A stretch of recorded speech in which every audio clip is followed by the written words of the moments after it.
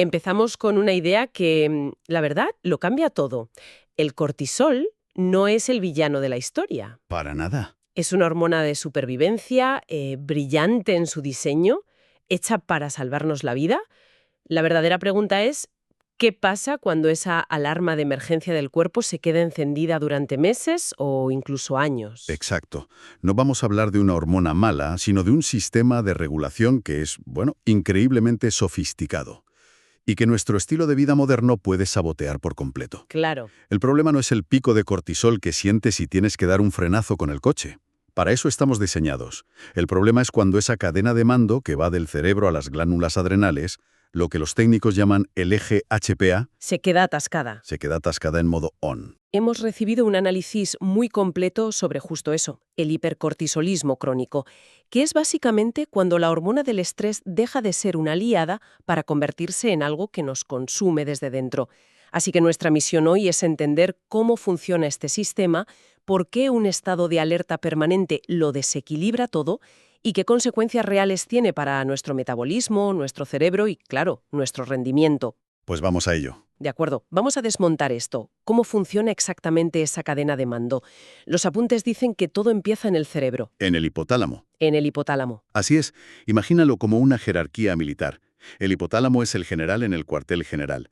Cuando percibe una amenaza, envía un mensajero, una sustancia llamada CRH. Vale. Este mensajero viaja a una distancia muy corta, hasta la oficina del coronel, que sería la glándula hipófisis. Y el coronel, al recibir el mensaje, moviliza las tropas. Exacto.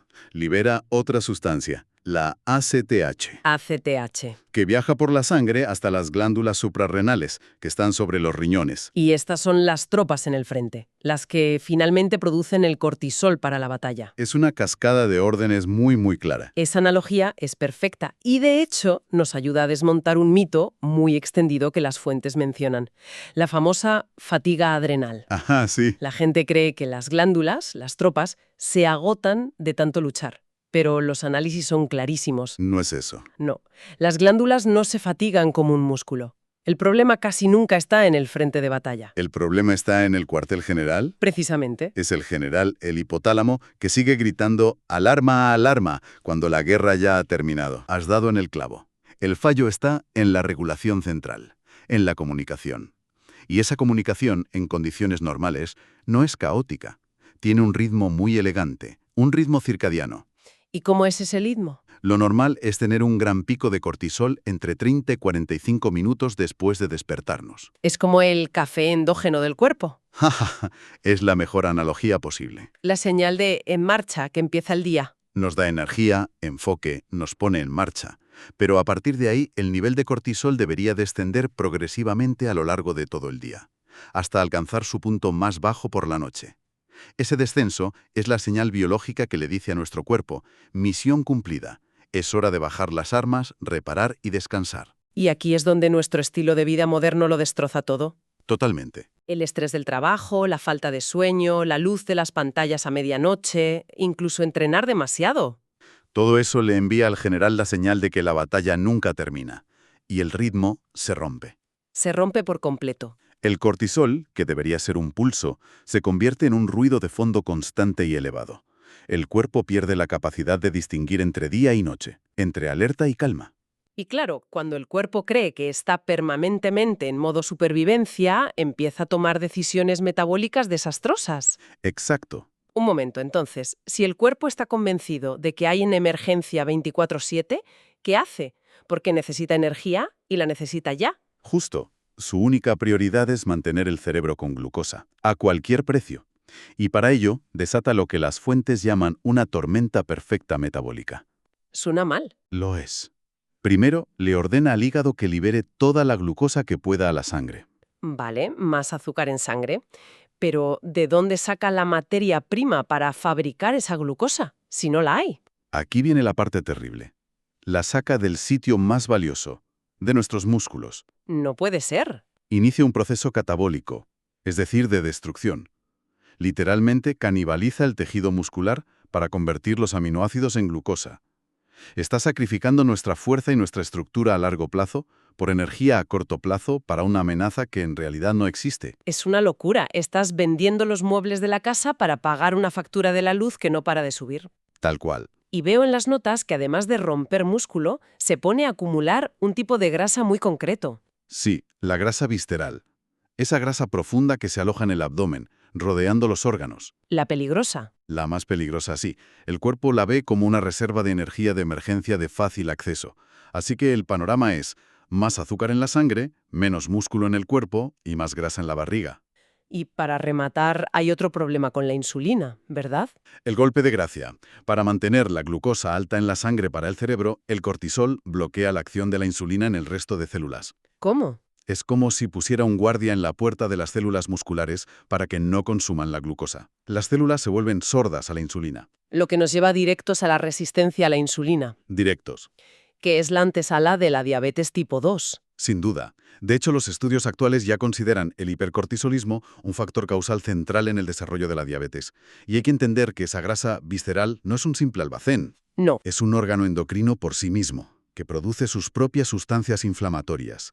Y estas sustancias empeoran aún más la resistencia a la insulina. Creando un círculo vicioso. Uno que se retroalimenta sin parar. Un círculo vicioso que no solo destroza el cuerpo, sino que, por lo que veo aquí, también nos pasa una factura mental enorme. Las fuentes hablan de que el cerebro se remodela. ¿Qué significa eso exactamente? ¿Estamos hablando de un daño físico real? Por desgracia, sí. Es una de las consecuencias más alarmantes. El cerebro está lleno de receptores para el cortisol, así que cuando está inundado constantemente, sufre cambios estructurales. Vaya. Es como dejar una planta de interior bajo un sol abrasador todo el día. Al final, sus hojas se queman y su estructura se debilita. Vale, aquí sí se identifican tres áreas clave. La primera, que me ha llamado la atención, es el hipocampo. Tengo entendido que es como el centro de nuestra memoria y aprendizaje, ¿no? Exacto. ¿Qué le hace el cortisol? El hipocampo es crucial para formar nuevos recuerdos y también para regular nuestras respuestas emocionales. El cortisol crónico hace dos cosas devastadoras aquí. A ver. Primero, frena en seco la creación de nuevas neuronas, un proceso llamado neurogénesis. Y segundo, reduce los niveles de BDNF. Que es como el fertilizante del cerebro. Justo. El resultado es niebla mental, dificultad para aprender y una menor capacidad para gestionar las emociones. Luego mencionan la corteza prefrontal, nuestro CEO particular, la parte que toma decisiones, planifica y controla los impulsos. Exacto. El exceso de cortisol en esta área es como si el director ejecutivo de una empresa estuviera permanentemente borracho. Menuda imagen. Empezamos a tomar peores decisiones, nos volvemos más impulsivos y perdemos la capacidad de pensar a largo plazo. Nos domina la reacción inmediata.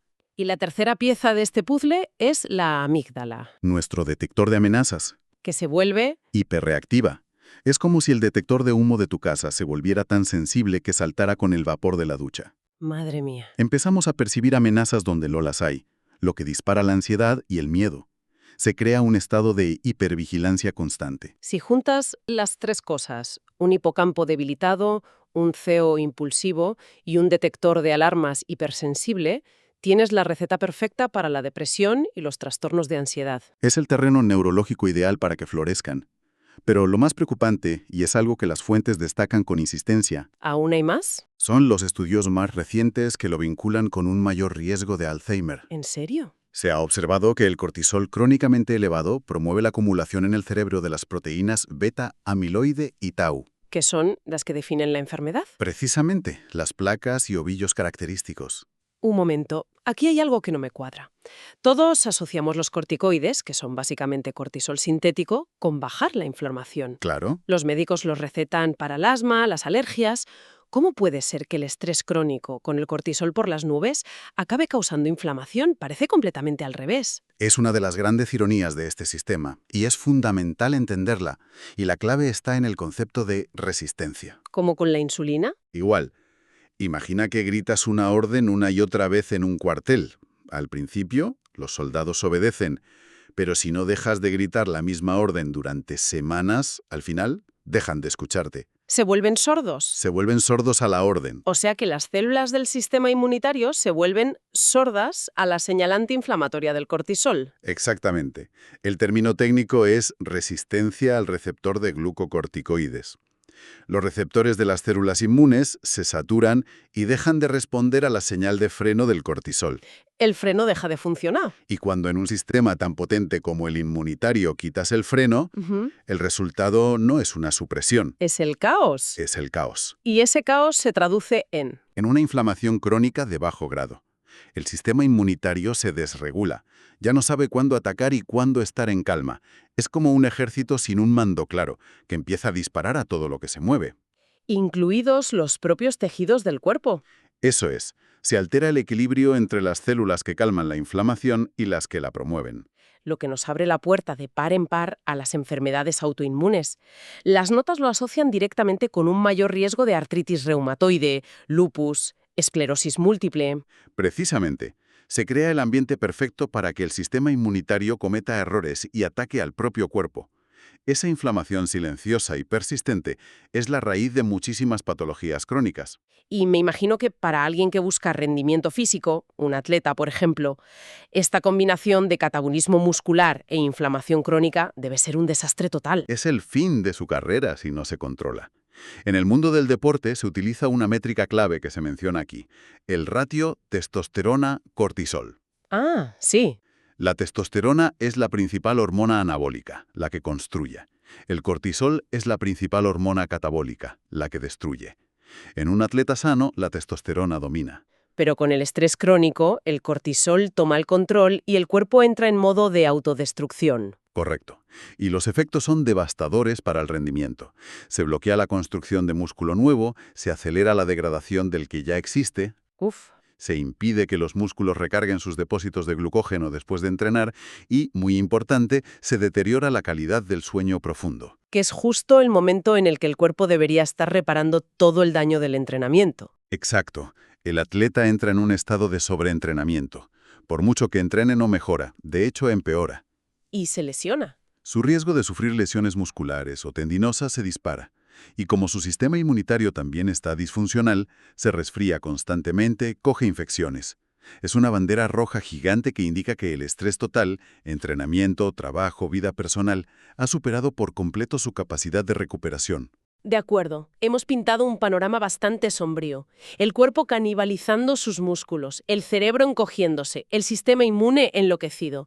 Pero las fuentes no se quedan ahí, ¿verdad? ¿Proponen una salida? Afortunadamente sí, y se centran en estrategias prácticas con respaldo científico, no en soluciones mágicas. Bien. El objetivo no es eliminar el cortisol, sino devolverle su ritmo, recalibrar el sistema. Mencionan los adaptógenos. La ashwagandha es la que parece tener más estudios detrás. Es la estrella, sin duda. Las fuentes citan varios ensayos clínicos que demuestran que dosis de entre 300 y 600 miligramos al día durante al menos 8 semanas. 8 semanas. Consiguen reducir de forma significativa los niveles de cortisol en sangre, además de mejorar la percepción subjetiva del estrés y la calidad del sueño. Actúa como un ecualizador del eje HPA. Y en cuanto a la nutrición, ¿cuáles son las claves? Se destacan 3 elementos. El primero, los ácidos grasos omega 3, EPA y DH. Los clásicos. Sí, son potentes antiinflamatorios naturales que ayudan a combatir esa inflamación de bajo grado de la que hablábamos y parecen modular directamente la respuesta del eje HPA. ¿Vale el segundo? El segundo es un compuesto llamado fosfatidilcerina, que ha demostrado ser muy eficaz para amortiguar los picos de cortisol que se producen después de un ejercicio muy intenso, ayudando a acelerar la recuperación. Interesante. ¿Y el tercero? ¿Parece más de soporte general? Sí, es la base. Asegurar niveles óptimos de magnesio y vitamina C. No son una solución directa, pero son cofactores esenciales para que toda la maquinaria del eje HPA y la producción de neurotransmisores funcionen correctamente. Si te faltan esas piezas. El sistema no puede regularse bien. Hablemos del sueño, que parece el pilar fundamental. Es el gran reseteo del sistema. Es el inhibidor natural más potente del cortisol. Durante el sueño profundo, el eje HPA se apaga casi por completo. Es el momento en que el general por fin se va a dormir y el cuartel se queda en silencio. Qué buena imagen. Y las claves para protegerlo son muy prácticas. Se basan en sincronizar nuestro reloj biológico. Luz solar por la mañana para arrancar el reloj. Fundamental. Exponerse a la luz del sol en las primeras horas del día es la señal más potente para anclar nuestro ritmo circadiano. ¿Y la contrapartida? Es la oscuridad casi total por la noche. La luz azul de las pantallas le dice a nuestro cerebro que sigue siendo de día, lo que suprime la melatonina y mantiene el cortisol alto cuando debería estar por los suelos. Y hay un último detalle. Sí, mantener el cuerpo ligeramente frío por la noche. Un descenso de la temperatura corporal es una señal clave para iniciar y mantener el sueño profundo. Y por último, el mindfulness y la meditación, que según esto es mucho más que relajarse. Muchísimo más. Esto es fascinante. Estudios con neuroimagen han demostrado que la práctica regular de mindfulness provoca cambios físicos en el cerebro. Cambios físicos. Sí. Consigue literalmente revertir parte del daño del cortisol, aumenta la densidad del hipocampo, nuestra central de memoria, Ajá. y reduce el tamaño y la reactividad de la amígdala, nuestro detector de amenazas. Estás entrenando activamente tu cerebro para que sea menos reactivo al estrés. Entonces, si unimos todas las piezas, el mensaje final es muy claro. El cortisol no es el enemigo. No lo es. El verdadero peligro es vivir biológicamente atrapados en un estado de emergencia que nunca termina. El problema no es el estrés agudo, es la ausencia crónica de recuperación. Creemos que tenemos que ser más duros, aguantar más. Y no va de eso. No, la verdadera clave es ser más inteligentes en cómo y cuándo nos recuperamos. Y gestionarlo no es simplemente tomarse la vida con más calma, es una intervención activa para restaurar los pilares de nuestra biología. Exacto. Es devolverle al cuerpo sus ritmos naturales, a través del sueño, la nutrición, los ciclos de luz y oscuridad y un entrenamiento bien dosificado.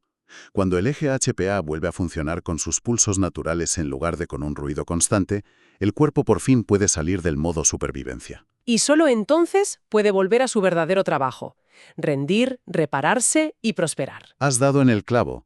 Es el cambio de un estado de gestión de crisis a un estado de crecimiento y optimización. Esto nos deja con una última reflexión. Hemos visto que un cortisol descontrolado remodela negativamente nuestro cerebro, debilitando la memoria y disparando la ansiedad.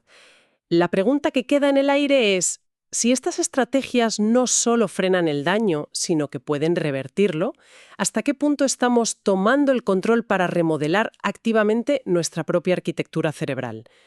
Quizás el objetivo no es solo gestionar el estrés, sino construir conscientemente una mente que sea, por diseño, fundamentalmente más resiliente, más clara y más fuerte.